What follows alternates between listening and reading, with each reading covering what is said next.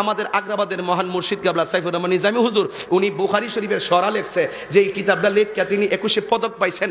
তিনিও ওনার বুখারী শরীফের অনুবাদে হযরত আমিরে মুয়াবিয়া রাদিয়াল্লাহু তাআলা আনহুকে তিনি সাহাবী জেনে ওনার হাদিস বর্ণনা করেছেন, নামের পরে রাদিয়াল্লাহু তাআলা আনহুও ব্যবহার করেছেন।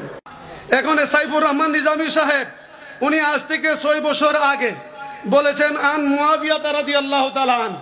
এখন উনি যদি মুয়াবিয়াকে 6 বছর আগে যদি সাহাবীকে মুয়াবিয়াকে রাদিয়াল্লাহু তাআলা আনহু বলে, আর এখন যদি কেউ বলে যে সাহাবী মুয়াবিয়াকে সাহাবী জানলে মুনাফিক হবে, বাগী হবে, তাইলে কার ফতোয়া কার উপর গিয়া পড়বে? অতদিন পর্যন্ত ফা করছে একজন, এটার নাম বলে শহীদুল্লাহ জিহাদি। হেতে কয় বুখারী শরীফের মধ্যে হুজুরে মুয়াবিয়া রাদিয়াল্লাহু লেখা নাই, আর ইমাম বুখারীও লেখা নাই। আমি লিখুন কোন থেকে? ইমাম বুখারী লেখা নাই, তা আমি কেমনে লিখবো? তো ভৈরবের মধ্যে মাহফিলের মধ্যে বিরাট গ্যাদারিং, তো সেখানে আমি কইলাম আরে যদি আমার ভুল হয়ে থাকে আসো, আমাকে বুড়া মানুষ দেখা দিলে আমি খুশি হব, গালাগালি করতাম না, একটু আইও তো দূরে থাকুক, একেবারে আরো দূরে গেছে গা, আরো দূরে গেছে গা। এটা তো ফেসবুক চাই কোন বই তুন লিখে দিছে হযরত রাদিয়াল্লাহ, কিন্তু এখানে রাদিয়াল্লাহ নাই। আচ্ছা রাদিয়াল্লাহ লিখলেও বা কি হইব? হ্যাঁ, আবু জুলের রাদিয়াল্লাহ বলে কোনো কাম হইব? এই যে কোনো কাম হইতো না। মুয়াবিয়া বেহেশত এই হাসর মধ্যে কোন কাজ আইব? এমনি কোন কাজ আইব? কোনো কাজ আসবে না। তাহলে আমি গালাগালি করতেও চাই না, আমি বলছি আমার তো অনুকরণীয় নয়। আচ্ছা যারা কও কায়সারে শিয়া, তুমি কিয়ামত পর্যন্ত তোমার সময় দেবো, হইলে তোমার দল লই এসব প্রমাণ করো তো। ও যা যদি মুয়াবিয়া দোষী, আলীও দোষী, আরে মাথা সারা বিশ্বের মধ্যে সি করতেছে। কোরআনে বলছে আলী পাক, ঠিক না? বুঝো না? কোরআন আয়াত কি?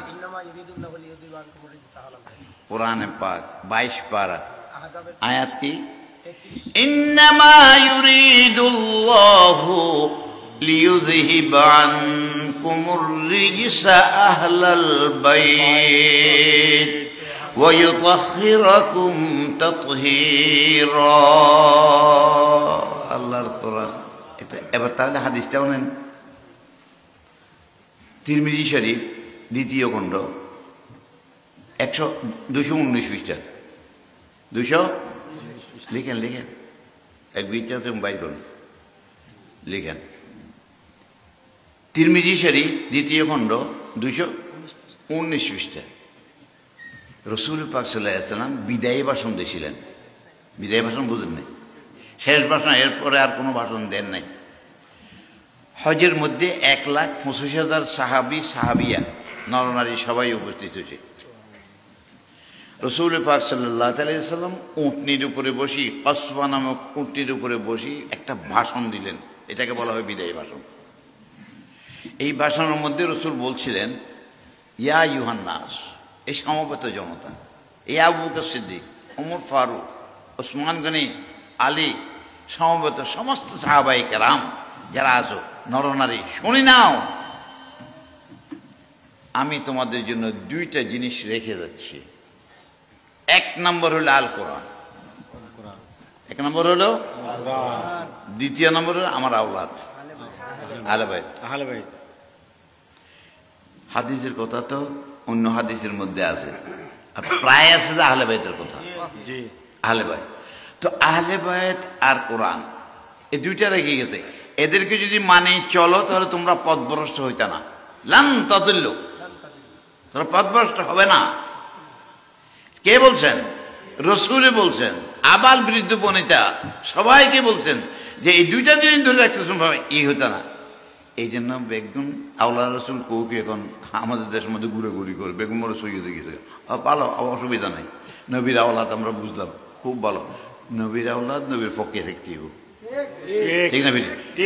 হুদ কি বাপের বিরুদ্ধে যায়? হ্যাঁ, সুফত আর কুফত আছে না?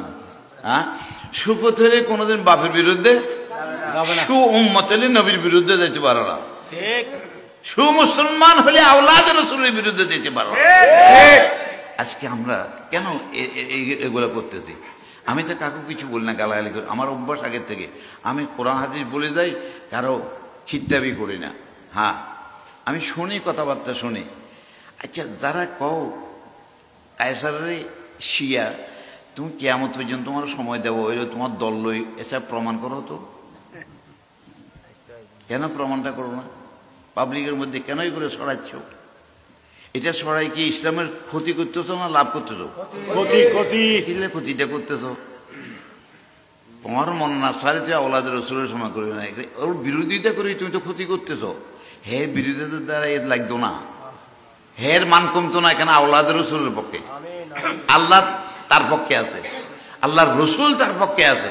তুমি আওলাদের রসুলের পক্ষে থাকলে আল্লাহ কি তোমার পক্ষে থাকতো না? নবীরে মানলে নবীর আওলাদের মানতে না, এটা কোন কথা? নবীরে মানলে নবী জি জামারে মানতে না, এটা কোন কথা? আর ওইটা কোন জি? সমস্ত মেয়েদের বেহেশতের সর্দার নিয়ে হইল দিক মা ফাতেমা, আর হাসান হোসাইন হলো তার ফুত। এটা কার? সমস্ত যুবকদের সর্দার, আপনাদের সর্দার। ঠিক না বেঠি? আপনাদের যুবকদের সর্দারের পক্ষে থাকবেন না বিরুদ্ধে যাবেন? পক্ষে থাকবো। মুআবিয়া বেহেশতার এই হাসান ময়দা কোন কাজ আইব? এমনি কোন কাজ আইব? কোনো কাজে আসবে না। তাহলে আমি গালাগালি করতেও চাই না, আমি বলছি আমাদের অনুকরণীয় নয়। মুসলিম শরীফ এই লেখেন হুজুররা, যেখানে আছেন লেখেন।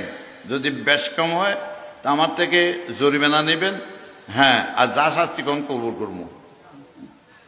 109 বছর আছি, আর সামনের দিকে ইনশাআল্লাহ আরো আছি।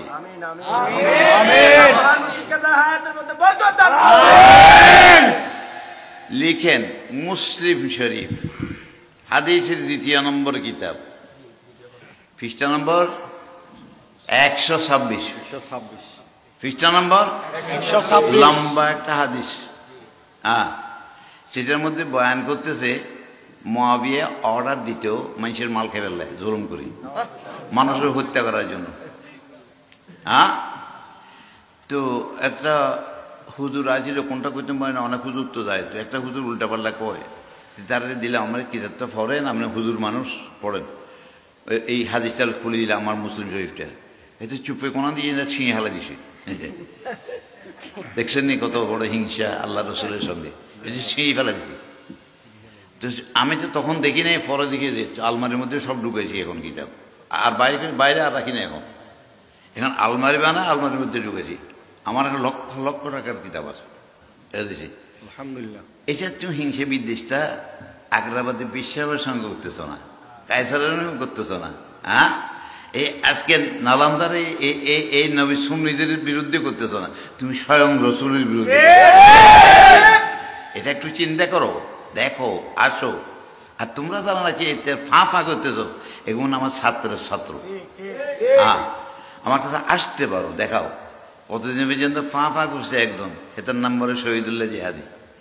হেতে কয় বুখারী শরীফের মধ্যে হুজুরে মুআবিয়া রাদিয়াল্লাহু লেখা নাই, আর ইমাম বুখারীও লেখা না। আমি লেখুন কোন থেকে? ইমাম বুখারী লেখা নাই, তা আমি কেমনে লিখবো? তো ভৈরবের মধ্যে মাহফিলের মধ্যে বিরাট গ্যাদারিং, তো সেখানে আমি বললাম, আরে যদি আমার ভুল হয়ে থাকে আসো, আমাকে বুড়া মানুষ দেখা দিলে আমি খুশি হব, গালাগালি করতাম না। একটু আইন তো দূরে থাকুক, একেবারে আরো দূরে গেছে গা, আরো দূরে গেছে গা। এটা তো ফেসবুক চাই কোন বই তুন লেগে দিছে হজরত রাদিয়াল্লাহ, কিন্তু এখানে রাদিয়াল্লাহ নাই। আচ্ছা, রাদিয়াল্লাহ লিখলেও বা কি হইব? আবু জহেলের রাদিয়াল্লাহ বলে কোনো কাম হইব? এই যে কোনো কাম হইতো না।